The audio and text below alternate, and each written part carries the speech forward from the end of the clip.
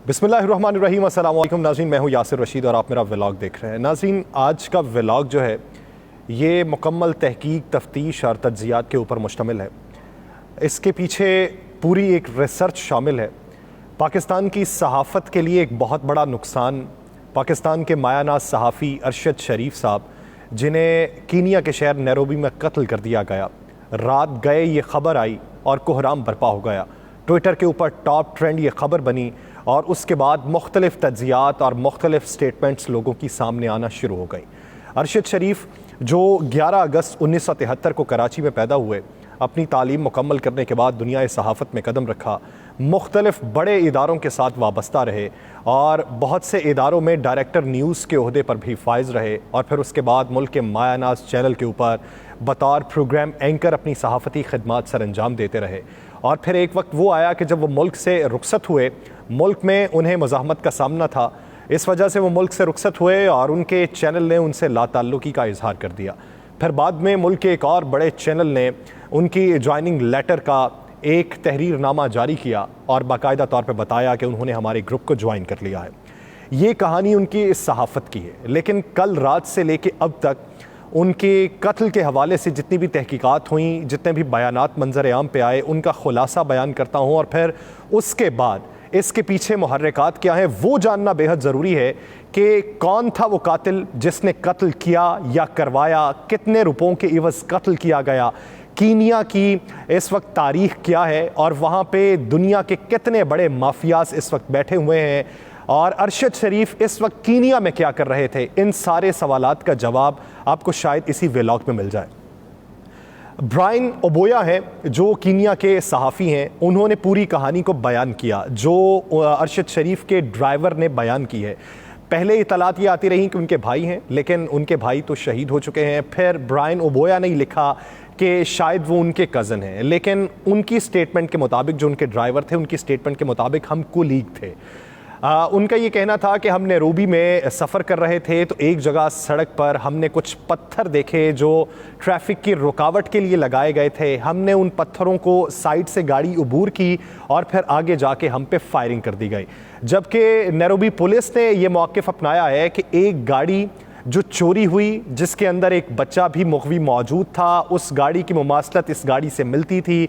हमें इत्तला मिली कि गाड़ियों को चेक किया जाएगा, इसी असना में ये गाड़ी नमूदार होती है। हम रुकने का इशारा करते हैं और ये खिलाफ़ ज़ाब्ता जब रुकते नहीं हैं तो फिर हमने इनको फायर करके मारा है, रोकने की कोशिश की, ये कत्ल हो गए। हमने इनकी फैमिली के साथ रब्ता किया, उन तक इत्तला पहुँचाई और फिर हमें ट्विटर के ज़रिए पता चला कि ये पाकिस्तान के नामवर सहाफ़ी थे जिन्हें मिस आइडेंटिफिकेशन की वजह से हमारी पुलिस के हाथों कत्ल होना पड़ा। ये उनका मौक़िफ़ है। उसके बाद पाकिस्तान का सिफारत खाना मुतहर्रिक होता है और इस हवाले से मज़ीद तहकीकात अभी हो रही हैं कि वजह क्या बनी है। कीनिया के बारे में मशहूर ये है कि कीनिया में आप $100 के एवज़ किसी की भी सुपारी दे सकते हैं, यानी जान से मारने की सुपारी $100 में दे सकते हैं। और कुछ जगह तो ऐसी हैं जहाँ पे हालात ऐसे हैं कि आप $100 के एवज़ 2 अशख़ास को भी मरवा सकते हैं। ये कीनिया की इस वक्त एक तारीख़ है। उसके बाद बेशतर जो कीनियन सहाफ़ी हैं उन्होंने कुछ ट्वीट्स की, जिन ट्वीट्स के बाद एक मंजरनामा ऐसा वज़ा हुआ कि पाकिस्तान में बयानात की भरमार होने लगी, इल्ज़ामात धरे जाने लगे और उसके बाद बहुत सी जगहों से उसकी तरदीद भी अभी तक सामने नहीं आई। क्या तरदीद आनी चाहिए, ये भी एक सवाल है। अहमद नासिर हैं जिन्होंने ये लिखा, वो कीनिया से ही उनका ताल्लुक़ है, उन्होंने ये लिखा कि दोनों ममालिक ने अपने रवाबित को उस्तवार करते हुए एक ऐसे शख्स को कीनिया के अंदर मरवाया है जो पाकिस्तान के अंदर मतलूब था। और उनका ये कहना था कि दोनों ममालिक जो हैं ऐसे अपने मामलात को हल करते हैं। उसके अलावा शरीओट निगानेट है, उन्होंने भी ऐसी ही एक ट्वीट की है जिसके अंदर उन्होंने कहा कि पाकिस्तान ने कीनियन हुकूमत के साथ मिलकर ऐसा करवाया जिसमें कीनियन पुलिस को इस्तेमाल किया गया। फिर उसके साथ कैमोगिल हैं, उन्होंने भी ऐसा ही एक बयान दिया और उसके बाद पाकिस्तान में फिर ट्वीट्स की भरमार होने लगी, ट्विटर पे टॉप ट्रेंड बन गए। बिलाशुबा अरशद शरीफ का दुनिया से रुखसत हो जाना पाकिस्तान की सहाफ़त की दुनिया के लिए भी एक बहुत बड़ा खला है जो जाने कब पुर होगा। उनकी सहाफ़ती खिदमात भी एक बहुत बड़े पैमाने पे परखी जाने वाली और पढ़ी जाने वाली हैं। उनकी तहकीक और उनकी जो ख़बरें हैं बड़ी मुस्तनद हुआ करती थीं। एक पॉलिटिकल नज़रियात से इख्तलाफ होना ये एक अलग राय है। हर जर्नलिस्ट का किसी न किसी पार्टी से नज़रियाती इख्तलाफ होता है। उसी नज़रियाती इख्तलाफ के ऊपर अगर आपने मुल्क से रुखसत हो जाना बेहतर समझा तो ये उनका अपना हक था। बहुत सारे लोग ये कहते हैं कि कातिल वो है जिसने अरशद शरीफ के लिए ऐसे हालात पैदा किए जिन हालात के बायस उसे मुल्क छोड़ना पड़ा। बहुत सी कहानियां ऐसी मंजर-ए-आम पे आती रहीं कि अरशद शरीफ जब दुबई में मौजूद थे तो पाकिस्तानी हुकाम ने अरशद शरीफ की वापसी के हवाले से मुतालिबा किया, दुबई हुकूमत ने उनके ऊपर प्रेशर डाला और फिर उन्हें कीनिया जाना पड़ा। और पाकिस्तानी हुकाम को ये पता था इस बात का कि कीनिया एक ऐसा मुल्क है जहां पे वीज़ा आपको ऑन अराइवल मिल जाता है, ये वहीं पे मूव करेंगे। ऐसी बहुत सी कॉन्स्पायरेसीज इस वक्त गर्दिश कर रही हैं। उन कॉन्स्पायरेसीज के ऊपर क्या हमें यकीन रखना चाहिए या इस मामले को हमें ब्रॉडर वे में देखना चाहिए, ये कैनवस को मजीद वसी करना चाहिए। बातें ये हो रही थी कि अरशद शरीफ साहब एक ऐसी डॉक्यूमेंट्री के ऊपर काम कर रहे थे जो नेटफ्लिक्स के ऊपर फिल्म की सूरत में शाया होनी थी, जिसका उन्वान था बिहाइंड द डोर्स। तो उसके ऊपर अरशद शरीफ साहब ने अपनी मुआवनत भी पेश की। अब इस मुआवनत पेश करने का एक अमली सबूत ये था कि 17 अक्टूबर को नेटफ्लिक्स के उन्वान से एक डॉक्यूमेंट्री फिल्म की वीडियो यूट्यूब के ऊपर अपलोड की जाती है जिसे बेशुमार लोग देखते हैं। फिर मुख्तलिफ ट्विटर्स अकाउंट्स के ऊपर उसे शेयर किया जाता है जिनकी तादाद मजमूई तौर पे 72,000 बताई जाती है। उस वीडियो को अब तक तकरीबन 1.5 लाख लोगों ने देखा, लेकिन फिर मुख्तलिफ अकाउंट से वो वायरल होना शुरू हो गई। पाकिस्तान तहरीक इंसाफ के 3 बड़े रहनुमाओं ने उसे रीट्वीट भी किया। उस वीडियो में साबिक प्राइम मिनिस्टर इमरान खान का एक शॉट भी मौजूद है, साबिक वफाकी वजीर फवाद हुसैन चौधरी साहब की गुफ्तगू भी मौजूद है।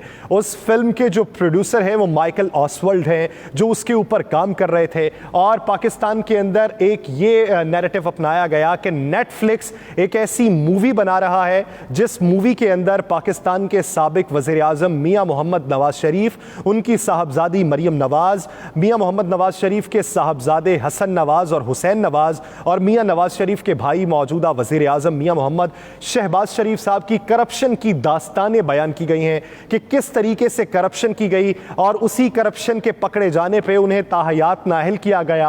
उन्होंने जिला वतनी इख्तियार की और वो इस वक्त लंदन के अंदर मौजूद हैं और लंदन मनी लॉन्ड्रर्स के लिए एक जन्नत है। किस तरीके से पैसा बाहर मुंतकिल किया जाता है, किस तरीके से रिश्वत ली जाती है। पाकिस्तान तहरीक इंसाफ के रहनुमाओं की जानिब से जब बेशुमार इसे रीट्वीट किया गया और यही खबर जब एक ट्रेंड बनी तो फिर नेटफ्लिक्स की इंतजामिया ने इसकी तरदीद की है। 22 अक्टूबर 2022 यानी आज से 2 दिन पहले डेली टाइम्स के ऊपर एक आर्टिकल शाया होता है जिसमें बाकायदा तौर पे नेटफ्लिक्स के स्पोक्स पर्सन के जो कमेंट्स हैं वो जारी किए जाते हैं जिसके मुताबिक नेटफ्लिक्स ऐसी कोई भी वीडियो या फिल्म या डॉक्यूमेंट्री नहीं बना रहा जो पाकिस्तान की करप्शन के ऊपर मबनी हो। जिसके बाद माइकल ऑसवर्ल्ड ने भी इस बात की तस्दीक की कि नेटफ्लिक्स का इससे कोई लेना देना नहीं है, ये इंडिपेंडेंट तौर के ऊपर एक डॉक्यूमेंट्री बनाई जा रही है और इसे मुख्तलिफ बड़े प्लेटफॉर्म्स के जरिए दुनिया तक पहुंचाया जाएगा। उस डॉक्यूमेंट्री के अंदर अरशद शरीफ साहब भी मौजूद हैं जो उसका 1 मिनट 44 सेकंड का ट्रेलर जारी किया गया है। ऑसवर्ल्ड ने जो इसकी तस्दीक की कि हम एक इंडिपेंडेंट तौर पे बना रहे हैं तो ऑसवर्ल्ड में उसने ये बात की थी कि दुनिया भर के जो ममालिक हैं, तो तरक्की पजीर ममालिक हैं या जो गरीब ममालिक हैं, वहाँ पर करप्शन किस तरीके से की जाती है, किकबैक्स किस तरीके से वसूल किए जाते हैं और अपनी जो आमदन है उसे ब्रॉडर वे के अंदर वाइट किस तरीके से किया जाता है और लंदन में किस तरीके से उसे इन्वेस्ट किया जाता है। और फिर वही तरक्की पजीर ममालिक जब लंदन से अपनी रकूम की वापसी के हवाले से मुतालिबा करते हैं तो उन्हें किन चीज़ों का सामना करना पड़ता है। ये माइकल ऑसवर्ल्ड ने इसकी वजाहत की है। इसके अंदर मियां मोहम्मद नवाज शरीफ, मियां शहबाज शरीफ या उनके ख़ानदान का कहीं पे तज़किरा माइकल ऑसवर्ल्ड की जानिब से सामने नहीं आता, लेकिन ट्रेलर के अंदर तो मौजूद है इसकी वजाहत कि ये जो डॉक्यूमेंट्री बनाई जा रही है ये मियां मोहम्मद नवाज शरीफ साहब के ख़ानदान पर बनाई जा रही है। तो इसका मतलब ये है कि उन्होंने दुनिया भर की ऐसी शख्सियात के ऊपर एक मुफस्सल और जामिया डॉक्यूमेंट्री बनाने का आगाज़ किया है, जो दुनिया भर से अपना पैसा जो है, जो ब्लैक मनी है, उसे वाइट करने के लिए लंदन का रुख करते हैं, लंदन में प्रॉपर्टीज़ खरीदते हैं। उसमें एक छोटी सी मुआवनत अरशद शरीफ साहब ने भी अपनी दी होगी, जो उनके पास इंफॉर्मेशंस मौजूद होंगी। लेकिन इसका मतलब हरगिज़ नहीं है कि ये पूरी की पूरी फिल्म मियां मोहम्मद नवाज शरीफ के ऊपर बन रही है। हो सकता है कि इसमें सैकड़ों शख्सियात हों, जिसमें से एक शख्सियत मियां मोहम्मद नवाज शरीफ का भी इसमें तज़किरा हो। अब यह भी हो सकता है, मुझे याद है जो इस वक्त लोग बातें कर रहे हैं कि इस कत्ल के पीछे इदारा भी मुलव्वस हो सकता है, इस कत्ल के पीछे विफाकी हुकूमत भी मुलव्वस हो सकती है। मुझे याद है मंजूर पश्तीन, पीटीएम की एक तहरीक चली थी, मुकम्मल मीडिया पे ब्लैकआउट उसका किया गया था, और पीटीएम की उस तहरीक में मंजूर पश्तीन वो मरकजी किरदार था जिसने उस तहरीक में एक रूह फूंकी थी, जिसको बाद में मुआवनत अपनी मोहसिन दावड़ और दीगर पीटीएम के रहनुमाओं ने फराहम की थी, और उसी बुनियाद के ऊपर वो कौमी असम्बली के मेंबर भी मुंतखब हुए थे। मंजूर पश्तीन ने डायरेक्ट इदारों के बारे में बात की थी, शख्सियात के बारे में बात की थी, और उसका यह दावा था कि मुल्क की जो एजेंसीज हैं वो मुझे कत्ल करने के दर पे हैं। मुझे याद है कि कराची से लाहौर का मंजूर पश्तीन ने सफ़र करना था और पीआई ने उसको टिकट देने से इनकार कर दिया था। एक गाड़ी के अंदर 5 अफराद कराची से लाहौर के सफ़र का आगाज़ करते हैं, और वो मुख्तलिफ जगहों के ऊपर रुक के अपनी वीडियोज़ बना के सोशल मीडिया अकाउंट के ऊपर शेयर भी करता रहा और बताता रहा कि मैं तने तनहा लाहौर आ रहा हूँ, मुझे किसी की कोई फिक्र नहीं है, अगर कोई मुझे मारना चाहता है तो आके मार ले। इत्तलात ये थी कि उसकी निगरानी के ऊपर एजेंसीज की 3 से 4 गाड़ियां मामूर थी कि इसे कोई और ना मार दे, ये हमारे गले पड़ जाएगा। ऐसे मौके के ऊपर जब आपको ये लगे कि एक शख्स मुल्क से फरार है और उसने ये बात कर रखी है कि मुझे मुल्क के अंदर मुख्तलिफ मज़ाहमतों का सामना है, तो उसको टारगेट क्यों बनवाया जाएगा? जब यह पता लगेगा कि हमारे गले की हड्डी बन जाएगा, तो फिर टारगेट कौन बनवा सकता है? जरूर आपका दुश्मन बनवा सकता है। इसके ऊपर बहुत सी बातें अब यह भी हो रही हैं कि इसका डायरेक्ट जो लिंक है वो दिल्ली से भी हो सकता है, कि दिल्ली को ये इस वक्त जानकारी हासिल है कि अगर इसे मरवाया जाए तो ये सारे का सारा मलबा किसके सर पे पड़ेगा? हुकूमत पाकिस्तान के सर पे पड़ेगा। इस वक्त फैटफ का भी एक अहम मामला है कि फैटफ ने पाकिस्तान को ग्रे लिस्ट से निकाल के वाइट लिस्ट में शामिल किया है। तो फैटफ ने जब ग्रे लिस्ट से निकाल के वाइट लिस्ट में शामिल किया तो इन बुनियादों पर किया कि पाकिस्तान दहशत गर्दों की जो माली मुआवनत कर रहा था और जो मनी लॉन्ड्रिंग हो रही थी उसकी रोकथाम के लिए इकदाम बेहतर किए गए। और अब एक ऐसा शख्स जो मनी लॉन्ड्रिंग के हवाले से किसी तहकीकाती फिल्म का हिस्सा हो और उसे टारगेट किया जाए, तो यह भी बैनुल अक़वामी सतह के ऊपर एक नैरेटिव बनाना होता है। तीसरी बात यह है कि तीसरी कुव्वत इसके पीछे कौन हो सकती है?